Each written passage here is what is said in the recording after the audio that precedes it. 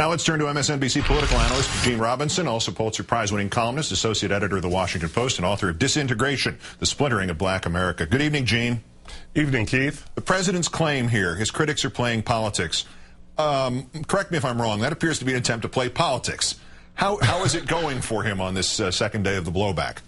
Well, I'm not sure that day two was all that great for the president. In this sense, I mean, you could stand way back from the whole situation and say that, well, in the largest sense, you could argue that it's good for the president to be seen as being attacked from the left as well as from the right, and in positioning himself that way. However, I don't think you could say it's it's a terribly great idea to have aroused such ire among congressional Democrats and essentially blaming them, and pointing the finger overtly at them and saying it's all their fault when they're in fact the people who you now expect to vote in support of the deal you just made. So I think that's not going all that well. And, by the way, I asked most of them to reverse position to make that deal, too. It's really sort of a three-level thing. How does the president use this term, which you hear it, and then the next day you go back to it and go, oh, my goodness, why did he say hostage situation? That by itself is going to echo back on him for a long time. And in particular, how does this particular ransom discourage the Republicans? Does the president even have an idea of how this discourages the Republicans from, well, gee, hostage taking seems to have worked. We'll do it for the next 2 years nonstop.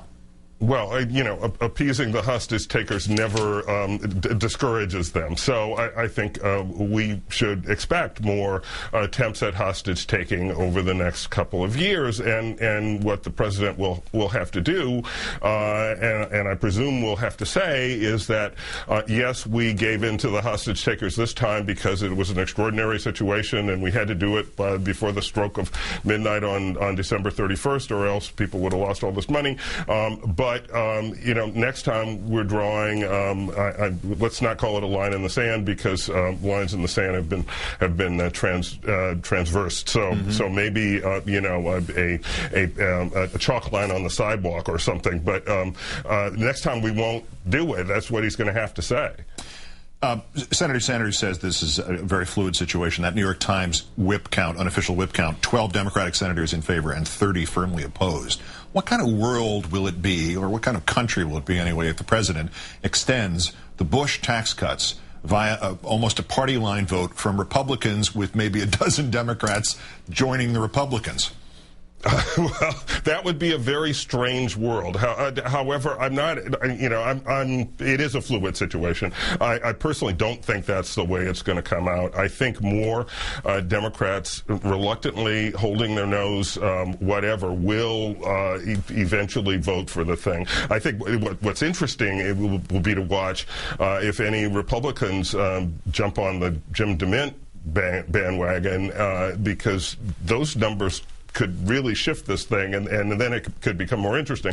But I think this is, basically, Keith, a lot of ado about closing the barn door when I think the horse has galloped into the next county. Is there any explanation for why the White House would be beating up the House and Senate Democrats now, rather than beating them up last summer, when beating them up and forcing them to vote last summer or sometime in the fall before the elections might have produced a good deal of some kind? Well, you talk to the folks at the White House, and they will say, we tried. We kept saying, this is let's go ahead, let's do the tax bill rather than wait until after the election, and see, we were right. That's what they'll say at the White House. Did they try hard enough? I'm not quite sure. But did anybody get dressed down in public by the White House? The way all progressives and every damn senator who's standing up on principle right now, and even the ones who are taking advantage, are getting read the Riot Act? Or did anybody say? Did anybody from the White House go, we do have connections to the various funding committees, and you won't get a dime to get reelected if you don't have this vote, Ben Nelson, or anything at all? Not Ben Nelson, but anybody? Did any of that happen? I think not, Keith. There's no evidence that any of that happened, and that's a good point. And that's one reason why they're so mad on Capitol Hill now, because they're being publicly dressed down.